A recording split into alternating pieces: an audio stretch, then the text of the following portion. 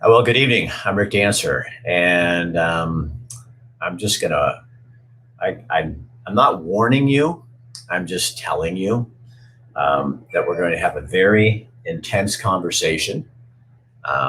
It's going to make you very uncomfortable, um, but it's probably going to touch a place in your heart that hasn't been touched in a long time because um, this is Jim Simonis. Did I say that right? It's Jim Simonis. This is Kate. Kate with Mothers Against Drunk Driving. So, Mothers Against Drunk Driving. And I have got to do something really quick here. I am going to change something.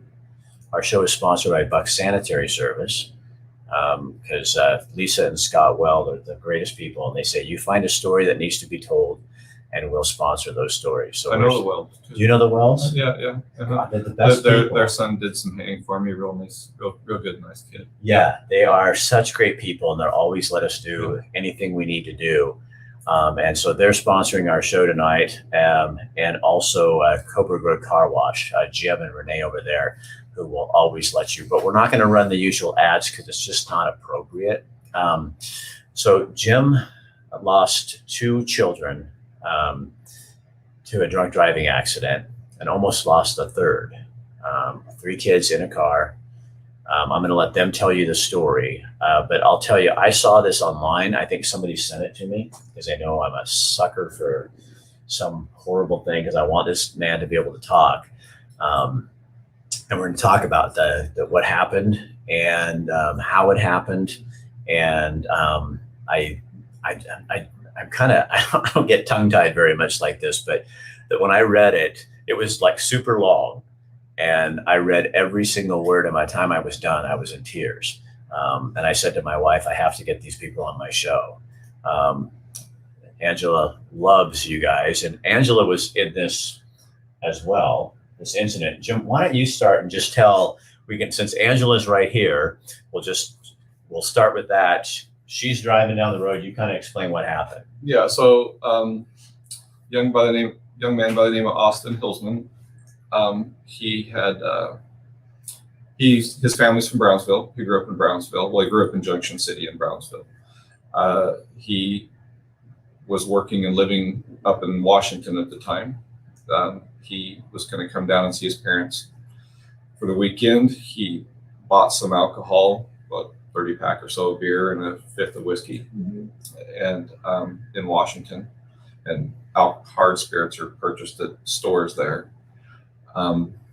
He drove down here, then went to a friend's house in Junction City, right? Was it Junction City or Harrisburg? Harrisburg. Yeah. And drank there, and then left there and headed towards where he met the kids. And what road was he on? Well, he had drove Highway 99 north to get on Highway 228 going east from like the Pioneer Villa truck stop going towards Sweet Home. And so how does Angela come into the picture? So Angela she's a technician at the Springfield ER, at the hospital there, where Kylie ended up going actually. And she was returning from work that night. And Austin picked her up about the time she got into Brownsville. And not picked her up, you mean started following her? Started following her. Yeah. And he would have normally turned to see at Brownsville, but he just decided to entertain himself by chasing her instead of going home, or going to his parents' house. Now, this ironically is the time in which Austin says he blacked out. Okay, so you're right, we all have our theories on that, but that's where he says he blacked out. So he started following her. He would get up. She drives a small electric Prius car, and he was in a Ford F-250. But I would also like to let me say as well why my kids were on the road that night. I've actually had people question me on that, and I find that so ridiculous because I always say because of America, that's why. They can go where they want to go when they want to go there. Right. But the reason they were on the road at that time of night was because a couple of our dogs had gotten in a fight, which dogs do, unfortunately. But they're lucky enough to have their mother as a veterinarian. So they texted her and said that the dogs had been in a fight, and their mother and I aren't married. The kids live with me. And once again, the great part of having a mother that's a vet, right? Right. You don't have to worry about emergency fees or anything like that. And she just said, yeah, she happened to be awake. So were the dogs in the car too? So yes, one of the dogs was. The dog that was injured was in the car. And so they headed out and they took their grandmother. So, they're kids and, whatever. We don't have a lot of fancy stuff. So the nicest car that they have to drive at night like that is their grandmother's Honda Pilot, or was, of course. And it had the third row seating. So they were able to put the dog that was bleeding in the back, right? And so they took off, Caleb driving, right? So they've left now. At this point, it's about right at midnight. So Austin got behind Angela, started pushing her down the road a bit. And so she would slow down to try to get him to pass. He would get beside of her and then push her kind of off of the road, and then get right back behind her and push her back onto the road, and he continued this harassment for a while. So she's on the phone with 911, with her hands free. And so they're already coming, because she tells him she thinks she's going to die because, well, she doesn't know, right? I mean, right. It's a small car and a large pickup, and all she sees is headlights, right. So, and ironically, there's been some people say, "Oh, she's maybe blowing that up." No, I don't think she was. She's a young lady in the middle of the night, and this dude's pushing her off the road. Somebody's coming up on the side of you, and then wouldn't pass her, so right. Continuing to do this nonsense. And so she's on the phone with them, and so this goes on for 5-6 miles.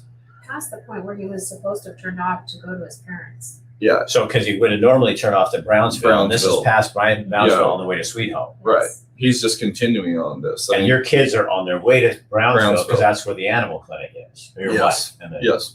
The vet. Yes. So they're on their way there, and then just 5 or 6 miles after he encountered Angela, and he was still continuing with her. He came out to do his normal, what he had been doing, activity of getting beside her. And she said she just happened to look up as the headlights came by, and then everything went black.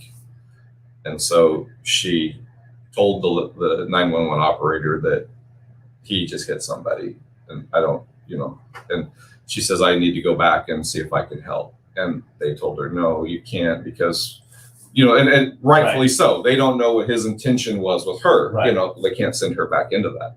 So they told her to, just continue on. They said, we're almost there, which there was a very fast response. They were there quick for what you'd expect on a very rural road, because they were already coming.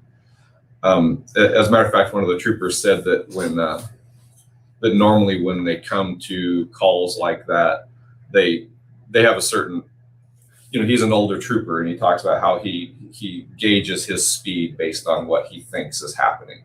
How old is Austin? Austin was 21 at the time. And how old are your kids? My kids at the time were, Shelby was 16 and Caleb was 19. So you get a call.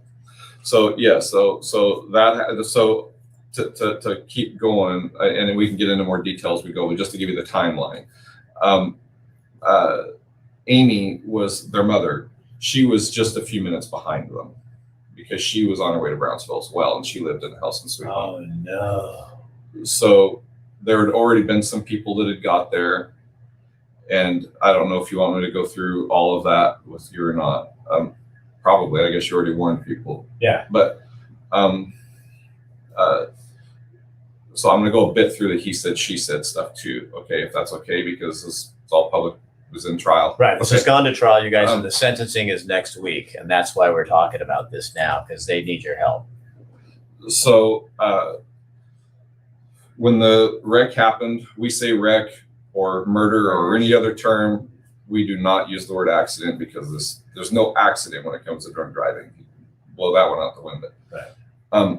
So Austin Hillsman says that when the wreck happened, he got out of, well, to start with, when the wreck happened, his vehicle has Ford's version of OnStar, which is called 911 Assist, I believe. Oh yeah. Okay. And so his vehicle, since it was Bluetooth to a phone, his phone, and so it had the access to the line, it called 911. And so when the 911 operator came on the phone, this is all on recording, of course, we've all heard the recordings.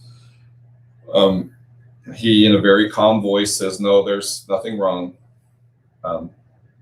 There's everything's okay. There's no," and she said, "Nobody's been in a crash. There's nobody hurt." And he says, "No, everybody's fine." And he just kept going through that. And she said, "Sir, so you're telling me there has not been a car crash?" And he said, "No, there's not been a car crash." Well, she already knew, of course, because she had been on the phone with Angela. So she already knew there was a car crash. And by the way, his defense to that, when he was on the stand and the prosecutor called him on that very thing, he said that he, in fact, was not lying to the 911 operator because he was driving a pickup truck, not a car. So there was a truck crash. So he was not involved in a car crash. Because most people call it a truck crash. Right. That's a normal term. So that's where he went with that. So this is before any other people showed up. Austin had gotten out of his vehicle. He claims he got out of the vehicle into the ditch. Understand, when we're in trial, we're charging him with manslaughter 1, which is a gross indifference to human life. Okay. Which is a stage above, of course, manslaughter 2, which is just that, manslaughter 2. So we're there to prove that he had zero, he didn't care. He says he got a vehicle in the ditch, which made him think he was in the ditch. So it was a single car wreck. The pictures, everything shows he did not get out of the car into the ditch. The back tire of his Ford F-150 was on the yellow line. The back right tire, the front left tire of his Ford F-150 was on the white line, sideways in Caleb's lane, my son Caleb's lane. So he got out into the pavement. He walked around his vehicle. He looked, when he got to the back of his vehicle, looked forward, he realized there was another vehicle. He called it a van. It was a Honda Pilot, but whatever. He walked up to the white van, at which time he says, my son Caleb Frank told him he was okay. And to be very blunt, Caleb was cut in two. He was not okay. He was not speaking to anybody, certainly not Austin Hillsman.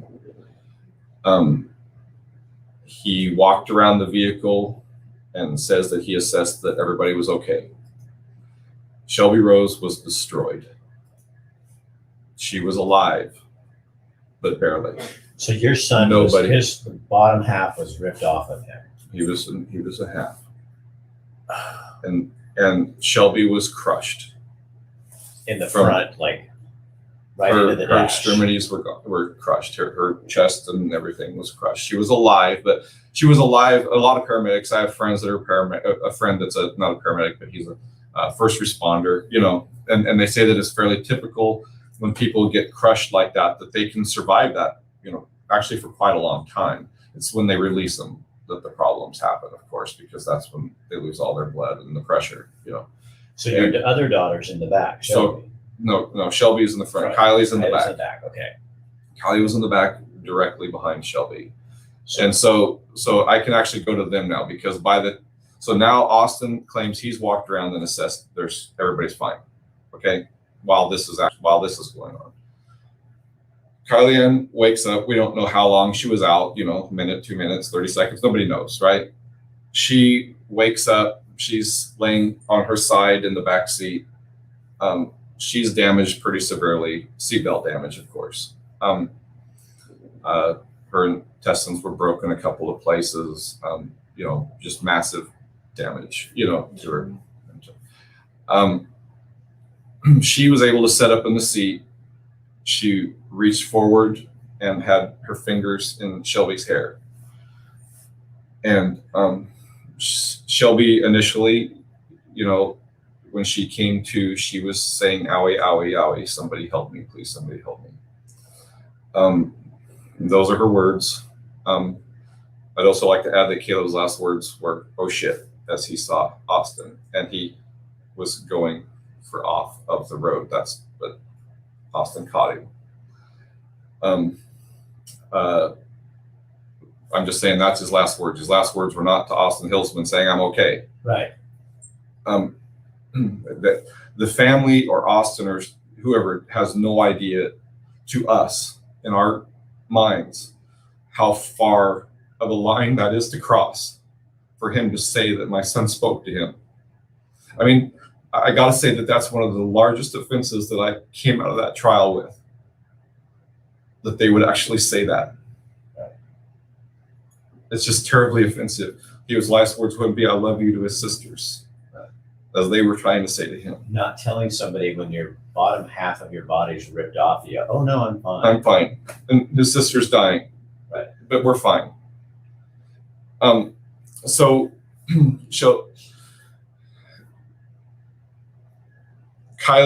I think Kylie likely realized the severity maybe before Shelby did, because Shelby was clearly too close to the situation. And so she started telling Shelby that she loved her. And Shelby started telling her that she loved her back.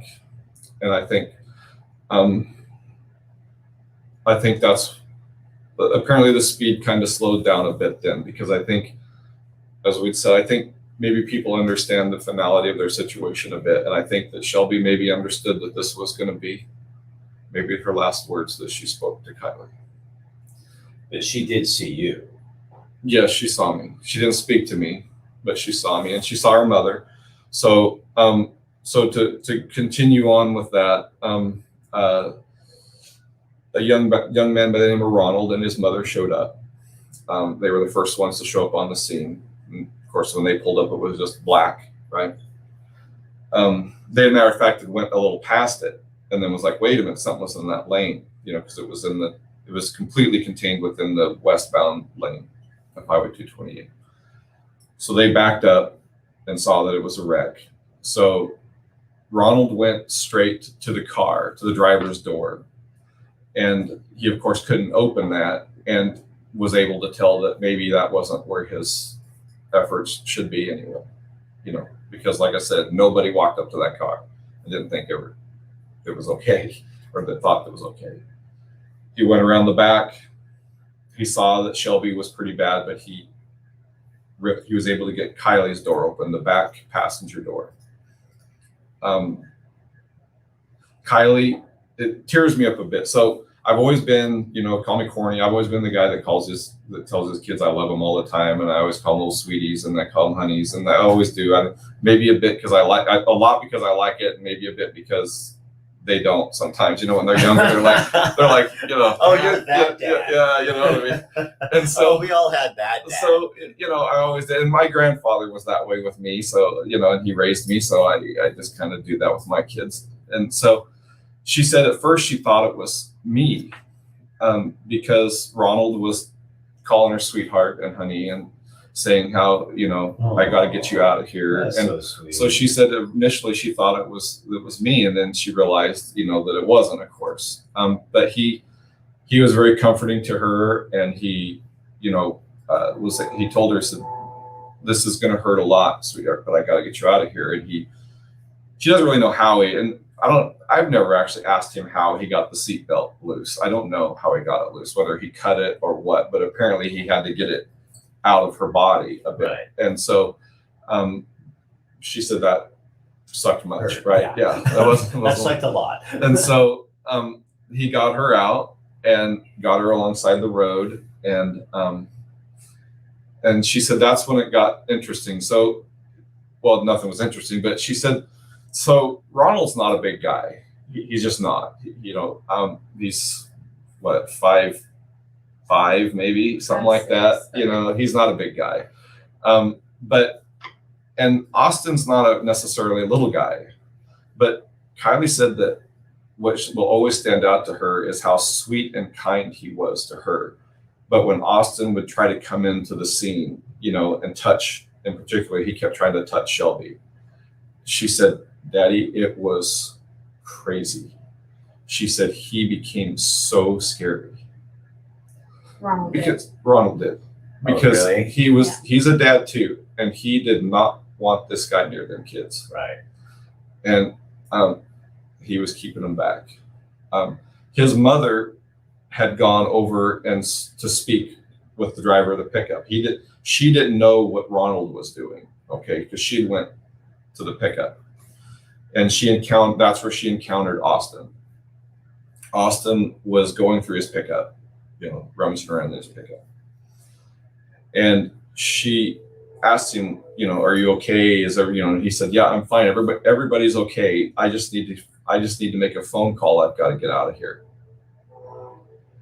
And she said, so there's nobody injured in the car. There's nobody in the car. And he said, no, there's nobody in the car. Once again, when he's now on the witness stand, he's saying that he thought she was talking about his car. Ironic how he assumes his is a car there, but it's a pickup for the 911 operator, right? So he's trying to deflect her from that vehicle in front.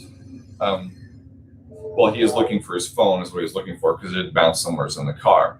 So, his argument is, he says, well, I was trying to find my phone to call 911. Well, clearly it wasn't, because all I had to do was tell her to call 911. Well, didn't 911 already call him? Yes. But he says that's why he said that's the phone call that he was trying to make. He was trying to call 911 back to say that there was injured people. But he never, not to her, not to anybody, he came in contact with several people on the scene. He never asked if anybody, well, in fact, he told everyone was okay and that he needed a ride. And everybody was okay. The people in the white van are standing over there. They're all okay. I just need to get a ride. I got to get out of here. He's carrying around his beer. He wants to get that out because he says, he didn't want people to think he was drunk driving, so he needed to get rid of that. So he was asking people to get rid of it. And this all came up in court. Mhm. Yeah. But they were able to somehow explain it all away. So. And the first time he ever asked if people were, like there was any genuine concern that you could see that he had. And I'm not saying the guy didn't have genuine. I'm not saying he doesn't today. Okay. I'm saying that he exhausted every avenue To come clean. to get away. Right. Until he then decided, well, I'm here. Right. And so do something. We're going to come back to you. You're with Mothers Against Drunk Driving. Hey, Yes. This is one of the worst things you've ever heard, but it's not unusual in Oregon to see families going through this kind of thing. It is not unusual. It is a daily, weekly occurrence around our state. There's, on average, in the state of Oregon, we lose about 300 people a year in impaired driving crashes, and there are thousands more who are seriously or catastrophically injured. And that doesn't count him Exactly. and his ex-wife, Exactly. mother of the children. It doesn't count Alicia, is that her name? Angela, who was part of this, Mhm. or all the Ronald, the people that pulled over to help, all the other people that are traumatized by this whole thing, and the EMT workers and the police. Absolutely. I know first responders, I know law enforcement officers who have retired or just plain quit after working a horrific crash. And the damage that is done to them, having to literally clean up the mess of people's lives, literal lives. They carry that with them forever. This has a ripple effect across communities, across just picture the person you love most in the world. It would be that a spouse, a child, whoever that is. Picture that person in your mind and hold that thought, their face, the sound of their voice, how it feels to hug them. And then picture what it would be like to get a knock on the door or a phone call telling you that person is never coming home. You're never going to see that person again. And you were on his case just days after being on one in Roseburg where two Yes. kids were. Killed. Stopped at a stop sign and broadsided by a drunk driver who drove off the side of the highway and T-boned their car, leaving two 20-year-old young men dead. So you said something, because we've been talking for like a half hour before you guys got here. I don't know, you're late to the show. And you said something that I want you to repeat about the ghosts. So I've been a volunteer. I was a volunteer for many, many years before becoming a staff person for Mothers Against Drunk Driving. So I've been doing this work for many years. And I travel all over the state, and we help families who have been victimized by impaired driving crashes. And we go to the court with them, we advocate for their rights, we go to schools to educate. So I travel all over the state. And there's not a city, a town, a street in our state that I don't drive around and know that somebody died at that intersection. Somebody died on the side of that highway. For me, it feels like I'm driving through a graveyard of souls. I know their stories. I know their families. I've met hundreds of families around our state who have suffered these losses. And there just aren't any words to describe the pain that these families feel. It's not like losing somebody to cancer. You of course grieve when you lose somebody, no matter how you lose them. But when you lose somebody to somebody else's choice, to somebody else's decision to get behind the wheel of a car after getting high or drunk, you know that crash was 100% preventable. It didn't have to happen. Those lives didn't have to be taken. His children shouldn't have been taken. Right. So you walk the halls of the Oregon legislature, the state, the Senate, and the House, and it's like deaf ears. Exactly. Yes, it's every year at the legislature since 2013, the first year that I started lobbying. I have watched as our legislators have bill after bill after bill that's brought to them, usually by the Defense Attorneys Association, to scale back our existing laws, to make it easier for people to get away with driving impaired and have fewer consequences when they don't get away with it. And it's crushing. It's absolutely crushing to see the apathy and the level of just a complete lack of concern, it feels like, for the people of our state. Everybody who drives on our roadways is at risk of this crime. It is the #1 committed crime in the state of Oregon, by far. Seriously? Absolutely, 100% seriously. It's just incredible to me that we can't get anybody at the legislature to listen to us, to hear the pain that these families are going through, and be able to do something to make a change. We have the ability to make the change. We just need to have people care enough to make it with us. So Jim, you said something that was pretty profound about the third. Yeah, I've just kind of decided that I drink beer too. You know what I mean? I just don't drink and drive, but I drink beer. I ride motorcycles and go with people who drink beer. We go all day long and drink one or two, right? On hundreds of miles. Stop at a place and Right. I tell people that the sound that a beer makes, the third beer you drink, that sound it makes, that's the sound of you admitting that you are too drunk to drive today. I mean, if you're sitting down and doing it, I'm Right. a realist. I'm an anti-alcohol person. Right. But if you just walk into one place, sit down and drink 3 beers, you can't drive from there. You're done. You've admitted that you can't drive there. In my mind, everybody knows that. I don't care. You can use I'm a 300-pounder excuse all you want, no, you just can't. Right. If over the course of an hour and a half or 2 hours, you have 3 beers. Now we're talking a different story here. But I find that people are their own worst enemies in these situations, right? I have a tolerance. I don't care whether you do or not. You may think you're functioning, but you're just not. I mean, Right. you're just not. I mean, you're not arguing with me. You're arguing with science. I mean, people, we're all into believing science today, right? I mean, so, police officers and doctors have been doing this a long time, and they will tell you that if you sit down and drink 3 beers, it doesn't matter how big you are. If you just sit there and drink 3 beers, you can't do it. Right. You just can't. So you're at the scene of the accident.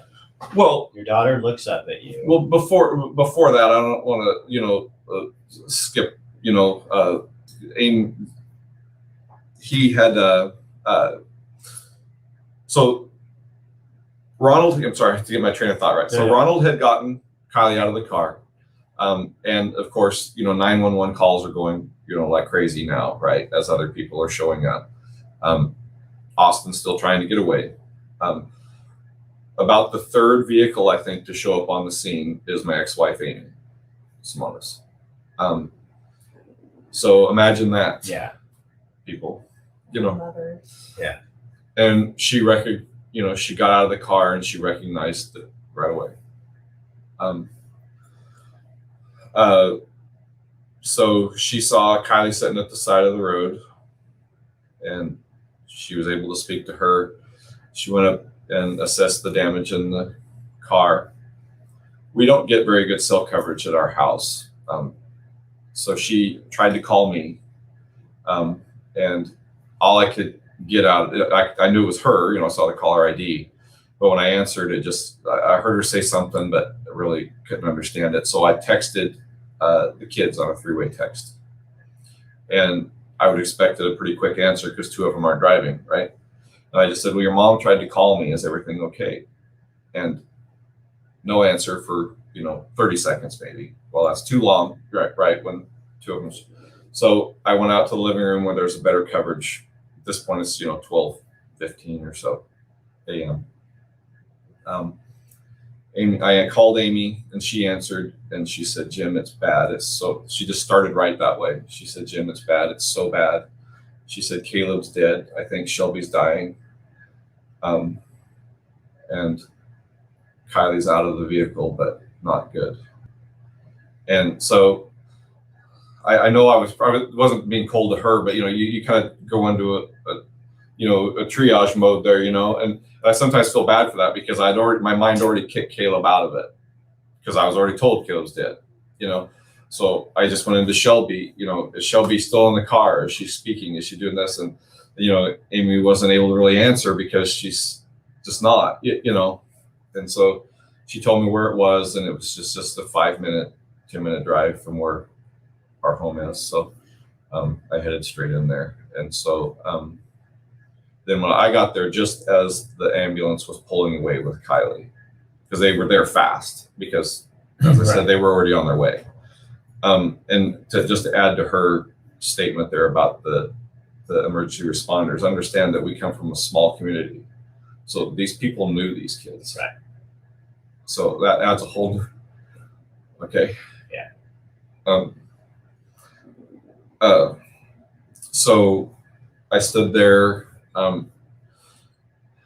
you kind of just assessing the situation a bit. Amy came over and spoke to me a minute, and then the troopers had already hooked Austin, had him in, one of the troopers, Trooper Rummer, had him in his car. And one of the other troopers, I can't remember his name, but anyway, he was standing there and started talking to us about him. And the COVID, of course, had just started. And so Amy came over and said, I suppose he's going to get, released because of COVID tonight. And then Rummer, he said, no, this is Trooper Rummer. He's going to be the lead investigator. He just spoke to the DA, so he'll let him answer the question. And he's told us, he said, no, I just spoke to the DA. He's not going anywhere. He's refusing all tests, and, he's staying here. And just for all you dads out there that keep saying, well, if I was the dad, well, understand that I said, where's he at? And they both went just like that, both of them, and said, no, that's not going to happen. So because I get tons of people, and I always tell them that you're not helping me when you say that. Right. And it's always Yeah. easy to say what you would do because you're in a situation where I'm not worried about. Honestly, I wasn't worried. I was asking where he was because I wanted to know where he was, not that I was not going to leave my children. Right. Does that make sense? You know, I mean, but people say those sort of things, and they're not helping. Then they went to the first responders went to work cutting the car apart, and so they had to take the roof clear off and the seats out because they brought Shelby out through the back of the where the hatchback would have been had it still been there. When she was, they had her, of course, in the pressure suits and everything to try to hold her together. When she went by, this was all I could see of her little face, and she saw me. She rolled her eyes back at me, to see me because I was kind of just off behind her to the left. And she rolled her eyes back to see me, and I put my hand on her forehead and I said, "I love you, sweetheart." And I'll say, I wasn't trying to be poo-poo-ish, I was trying to be, it's all going to be okay, right? We'll see you at the hospital. And I touched her forehead, and I had my hand on the back of the paramedic's coat and just shoving him as hard as I could possibly push. Get my kid to the hospital. Yeah. Let's move, right? So they left, and they met Life Flight at the Pioneer Park in Brownsville. And on the way there, Shelby was able to say her name, and she told them what she believed happened to her, that she'd been in a wreck. And then she died shortly after liftoff from the Pioneer Park. So you went over to Caleb at one point and were hugging him. So when they took Shelby away, then of course triage, and I was a medic in the Army. I know how triage works, and so they then point towards Caleb, and they hooked him up, and then I saw as one of the paramedics looked at the trooper and shook his head. He didn't say anything, but we all know what that means. And they covered him with a blanket, and I went over, and I don't know. As I say, I have no memory of getting there. I just remember I was there, and I had a hold of Caleb, and had his head on like this, had this hand over his ear, and was holding him, and he was gasping and fighting for life, but he was gone already. But we all know what we as animals do. And I was arguing with them to help him, and the trooper was trying to get me to get away. He was, yelling at me or anything. He was just, "Sir, we can't." And then apparently, I honestly don't remember. And if you're out there, I apologize. I'm told that there was a chaplain there, and that he's the one that came up and talked to me, and I left Caleb with him. But I remember, as I told you, I at the time, I still see the scene. I still see the scene today in black and white, and And I see wet and dry and stuff like that. But I was holding him, and I remember looking down at the ground, and that's what stuck with me. My mind wouldn't function on how come I'm standing here holding him and looking at the ground. And it was 5-6 days later when I was coming home from the Springfield hospital, and I took the exit at 216, and it hit me, and I pulled over and kind of lost it for a while because I realized I was looking at the ground because there was no bottom to my son. Yeah, you were holding the upper torso, and his legs were gone. So, for brevity's sake, because I want to get to the point. You go to trial. You're trying to get a conviction for what, he gets convicted of what, and what do we need people to do? So they're already asked, just so you know. Okay, I'm reading these things. I try not to read too many because people start going, "You're not paying attention." Right. Okay, I get it. But people are coming on and they're saying, "What can we do? How do we help you?" Okay, so don't skip the trial. Don't go through every detail, but tell him what you wanted, what he got. Okay, so he was charged with manslaughter 1 and assault 2. So the assault 2 was what he did to Kylie. So when he walked in there, the manslaughter 1 charges. Two of them. He got 2 of those, right? And those came with a mandatory 10 years minimum for each, right? And Kylie's came with a mandatory 6 years, 5 months. Okay. So 26, 27 years. Right. Time served when he's, and that is of course up to a judge as to whether those go together, end to end, or you say that, right? Consecutively or concurrently. Yeah. That's typically a blend. Yeah. They don't usually do full, one after the other. It's usually a blend of the two. Okay. So, and what we have to prove here is what we're in there to prove, not that he killed them. He admits he killed them. What we're in there to prove is his state of mind. We're in there to prove that he had a gross indifference to human life, and which clearly, in our point of view, he does. He's lying, saying that they said they were okay. Everything's okay. That's why I didn't call 911. Everybody's fine. I didn't see the point in any of this. So, and he still sticks with it's an accident. It's just whatever. Let's move along with our lives. So, there was errors made, which I'm really not going to get into. But anyway, there was things happened, and he was found guilty of manslaughter 2 and assault 3. So that gives him, okay, are you ready for this, everyone? Here we go. So that gives him a minimum of 6 years, 3 months. So actually 2 months less than he would have served for just Kylie, a piece for the killings. So That's 13 years. Well, 12 years, 6 months. Yeah. For Caleb and Shelby, for both of them. And then about 3 years for Kylie. So he's he's already been in jail for over a year. So, pretty good likelihood that he'd be walking out the door within 15 years. Because the judge or the DA, Mr. Martini, already told me in a meeting that I had with him, or myself and the kids' mother had with him a week or two ago now, that he won't actually serve any time for the drunk driving or the reckless driving or any of the other charges, because those will all run concurrently, Yeah. right? So the only physical time he'll spend is for the 3 major 11 crimes. And so I have to ask you this. So what does that feel like to find out that your 2 children, I'm just going to stick with the 2 that didn't survive, that their lives are worth 15 years? it's crazy. I told the prosecutor, and I told the kids' grandfather as well when we were at trial and we were talking. And people say, well, what do you want? What are you looking for? The Trooper Remmer actually asked me that at the indictment hearing. And he's like, what do you want? I was like, well, what does it matter what I want? Because kind of why we're here. And so I told him I can't even imagine him not doing 25 to 30 years. I just can't. How could that happen, right? How could he possibly be out of jail before he's my age or close to it? I'm 52, and he's 22 now. How could he be out of jail before he's my age? That makes no sense, right? And so, Where's the deterrent in that? There is none. And that's part of the problem. We have no accountability.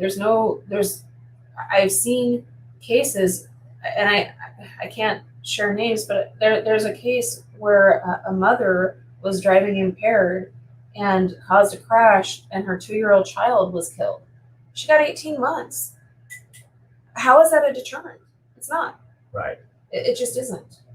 So what can people do? So that the sentencing is on the 28th. The 28th at 2:30 at the Lynn County Courthouse in Albany. That's the Lynn County Courthouse, the 28th at 2:30. At 2:30. And what we're asking is, people, as you can imagine, tons of people have asked us, what can we do? What can we do?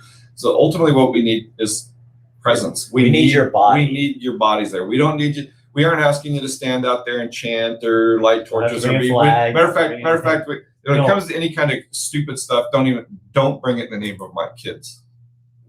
Don't in the name of my kids. Yes, this isn't a political thing. This isn't for you to use for whatever agenda you have. I'm not interested in your agenda. That would be. I'm just going to say that'd be disgusting. Yeah, that would be disgusting. But we need your bodies. We need you there because we've been told this. Can you change it? Well, no, we can't change the verdict, but we're trying to get the judge. Because ultimately now we're talking to the judge. We're not talking to anybody else now. We are speaking to the judge, and we need the judge to understand. There's a large, they call it a matrix that they take into account, and community. The effect that things have on a community is a major part of this. Okay, and they're, a judge, while judges typically are never voted out, they're still an elected official, right? Right. And they can look out the window and see 1,000 people standing out there and say, whoa, because where there's 1,000 people, there's also TVs and there's also, newspapers and, I'm not saying that the judge wouldn't do his job anyway. I'm not trying to say that. I'm just saying that plays into it. Right. I'm just saying that that we've had numerous deputies, and as a matter of fact, Mr. Martini himself told us that it works. What does that do for you and Amy and Kylie? What do you mean? What does what do? If you looked out there on the front steps, it's amazing to it'd be amazing to us. I mean, that our kids, yeah, and our community is also. I'm not saying our community hasn't been supportive to us already. They already have, and so, but we're just asking this one last thing, well, we might be asking for more when it comes to voting for laws, right? But it just means a lot to. And I'm not saying, and unfortunately, I'm not even saying that anybody's going to have time to come out and speak to you, or you know what I mean. Maybe the only thing that you're going to get out of this is knowing that we really, really appreciate you being there. Well, I always tell my audience that the word community is an action word, and love is an action word, and involvement is an action word. And we can all sit on here and be outraged and upset. But quite frankly, that doesn't do, and it's wonderful that you are, I'm glad, but that doesn't do shit if you don't put something behind it. I mean, you need help. You need somebody to come in and just have people there. Says a ton to your family. And if they could be there from 2:30 to 5 o'clock, 2.5 hours, right? Just milling around and maybe talking to other people. Just whatever that looks like, so that it, I guess to cause an inconvenience. Right. The inconvenience of the community eye, right.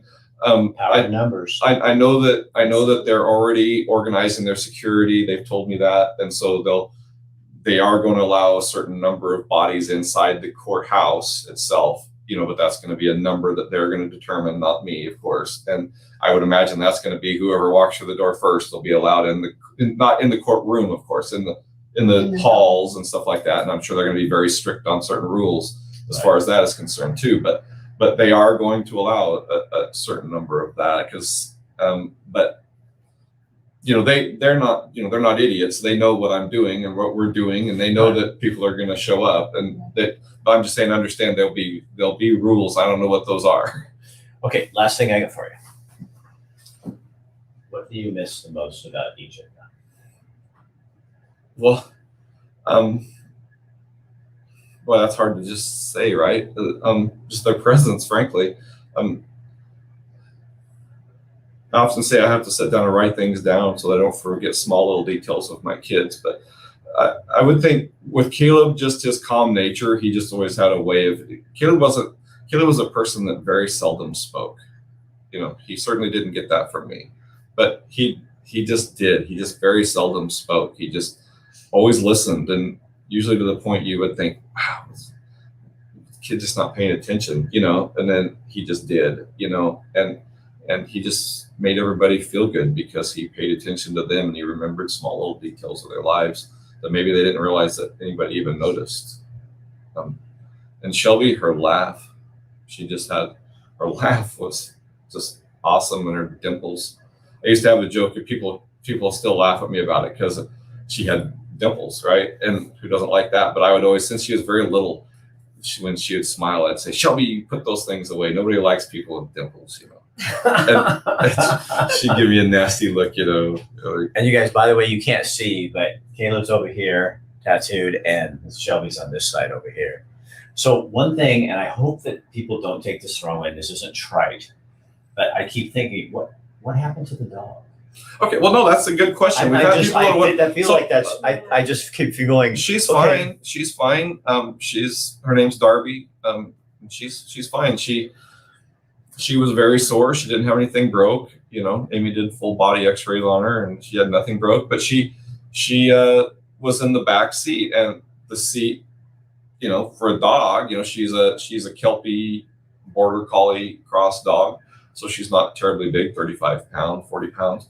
the back of the seat just Wow. netted her, and so she got thrown she was running around, and somebody, I don't know whether Amy got her or who, but somebody threw her in Amy's car, and then she spent a few weeks at the clinic, just being treated for pain. She was in a lot of pain. Yeah. I mean, you can imagine, Yeah, she had to be thrown around in there. And so, but Darby's fine. Yeah, she's fine. She sleeps with Kylie now. Kylie took over Darby and Captain, which was Shelby's dog, short hair. And I have Shelby's poodle Cinder sleeps on my bed every night now. So, yeah. Hey, thanks for coming in and sharing that and having a conversation with us. And thank you for fighting for the people of Oregon and families and stuff. That's what you do. Yeah, And so it's Mothers Against Drunk Driving. You guys know who that organization is. They can always use your help because this is volunteer. Yeah, I am the only staff person in the state of Oregon, and I have a small handful of volunteers that help. But we need more. We need volunteers. We need funding. We need everything to build a citizen army, basically, to be able to fight against this crime and support the victims of it. You need to go back and read. Oh, okay, yeah. Travis is saying Caleb was the kindest young man, heart of gold. Yes, Shelby's laugh and smile. So just let me add on to the small community. So because that's Chantel Carr that was just spoken, that just said that, and that's my lady Nicole. But the people who did this have the Sweet Home Mortuary. Those people have known Caleb since most all his life. Caleb was in Boy Scouts with their son, and just talk about how it destroys community. Imagine how it was for this gentleman to have Caleb and Shelby on tables in front of him. Yeah. So how do they volunteer? So if you're interested in volunteering, you can contact me directly at my email address is cate.duke@madd.org, and I can respond to that. Or you can also go to our website, which is mad.org, and click on the link to volunteer, and that'll take your information and send it to me. If you want to reach out by phone, you can also call our local office, which is 541-343-8115. God, I should have been a secretary. You did good work. I'm learning. I usually have people do it for me. They'll just do it. I have a great audience. Okay, thank you both. Yeah. You guys, so again, this is, kind of rubber hits the road stuff.